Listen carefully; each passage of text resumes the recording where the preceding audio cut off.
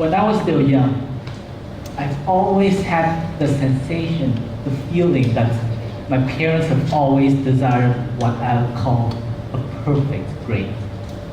And I found out this because a couple of days ago, I received a report card which said that I scored a 95% in the last semester, which is great, but not perfect.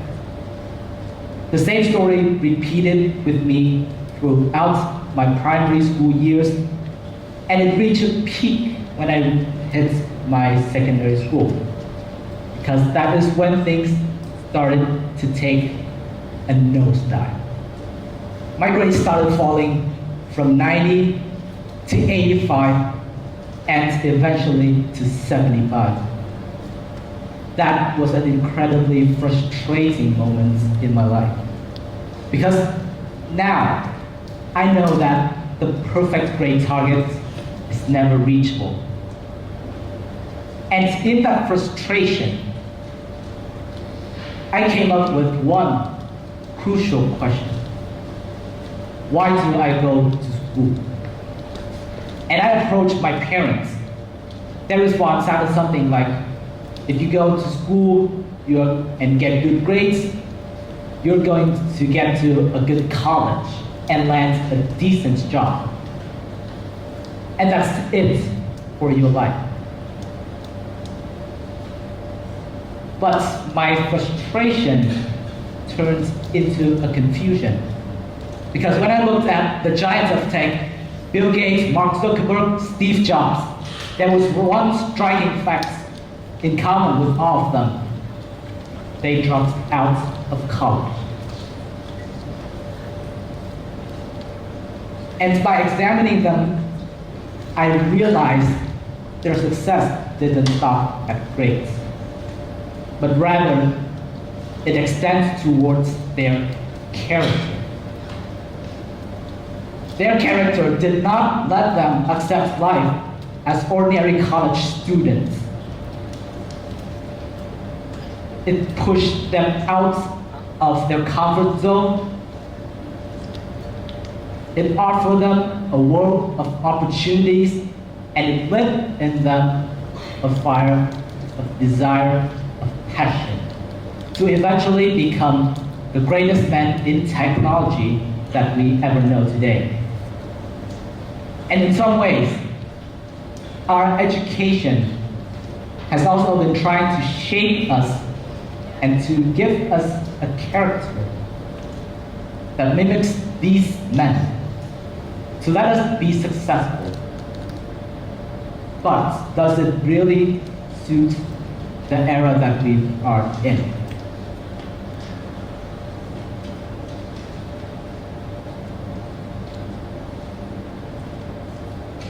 And one of the ways that it's trying to do this is because it's letting us want to be knowledgeable people. Because as children, we look up at adults with admiration because they seem to know everything about the world. And we don't. Plus, they were able to think more critically than we could.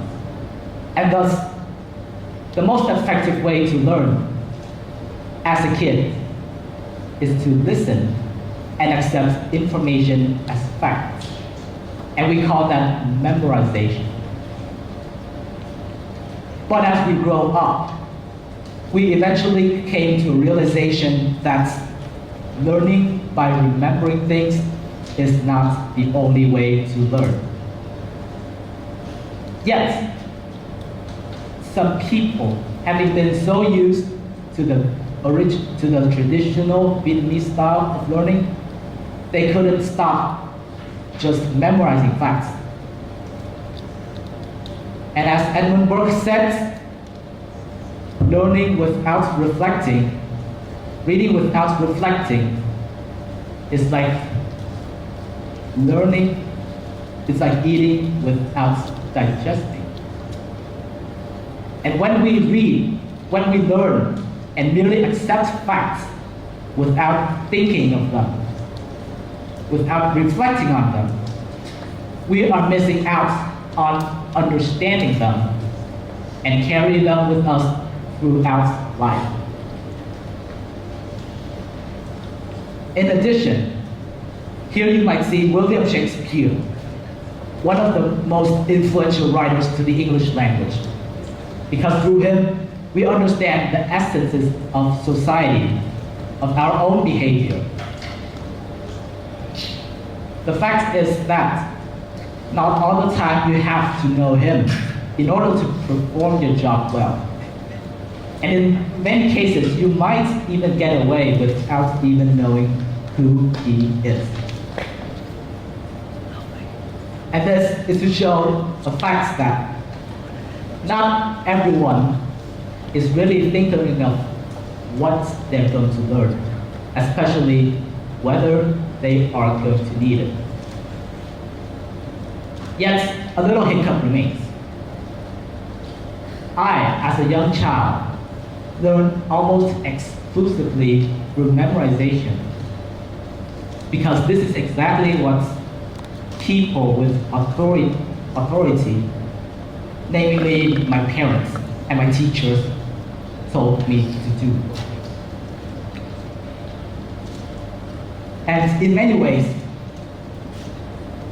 my education system is seeking me to shape my identity with obedience. As a young child, my teacher's first impression of me always remains that I listen to them.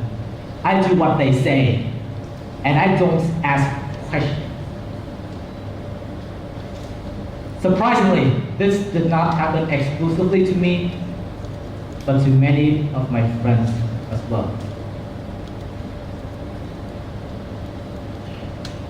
But when we are giving that first impression of obedience, we're subconsciously giving them the label of obedience.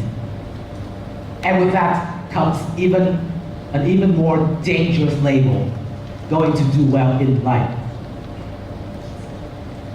My friends who have not received this label, they are usually deemed as going to struggle in life.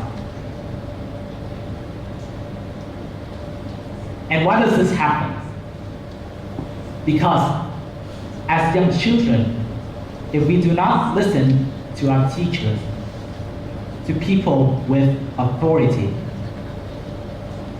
we don't get to participate in class discussions, questions.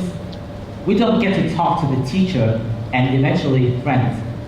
Slowly and slowly, we get driven out of the classroom.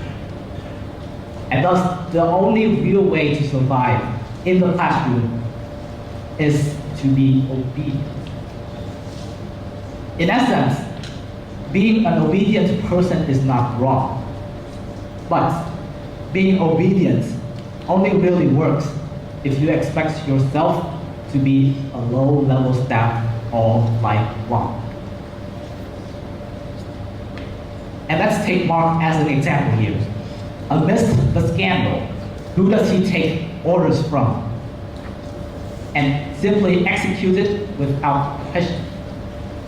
The answer is himself. No one above him passes down orders for him, so that he only needs to execute them.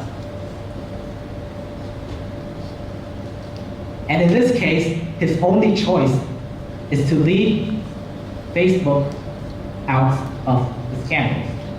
Being obedient surely it doesn't help. If you want to be a leader of an initiative, a movement, drive the society forward.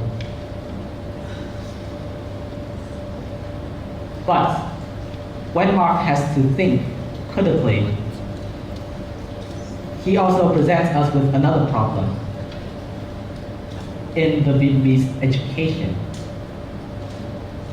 It is that it also wants to let us be intelligent people.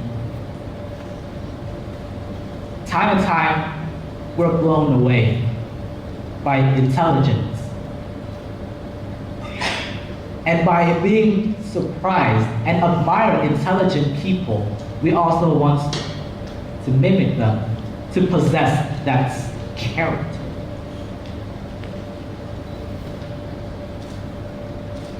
And as an evidence, as we go to school, we focus on reading literature, analyzing characters, what they do, what their personalities are. And we also do math. How to solve a problem step by step by step. Again, being intelligent, in essence, it's not a wrong thing. But when we are focusing so much on intelligence, we're missing out on our emotions. And that is how emotion is how we differentiate from machines. Because you can cheer someone up, you can let them down, you can make or break their day, but not on computers. Emotion is inherent within us. There is no way we can avoid emotion.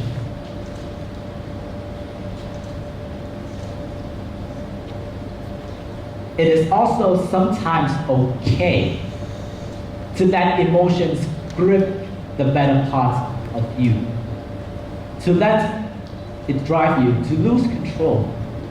But is it okay to not teach our people about the value of emotion? How it could stop us? How could we control it and let it drive us forward? I came to realize this when I asked one of my friends, how does emotion help? And I only say this much to him. What if I tell you that 7 times 13 is 28? If he looks at it from a purely logical perspective, it makes absolutely zero sense. But when he broadens the picture, he may start to realize that this is where humor is born. And what can humor do? Help you connect with friends, family members, helps you combat stress. The list goes on. And I'm not here to tell you today that to be successful, you have to be knowledgeable, obedient, intelligent, or must you avoid all 3 of them. However, it's the model of education that the Vietnamese public schools have tried to shape us, helping us inherit these characteristics, and let us be inspirational, successful people.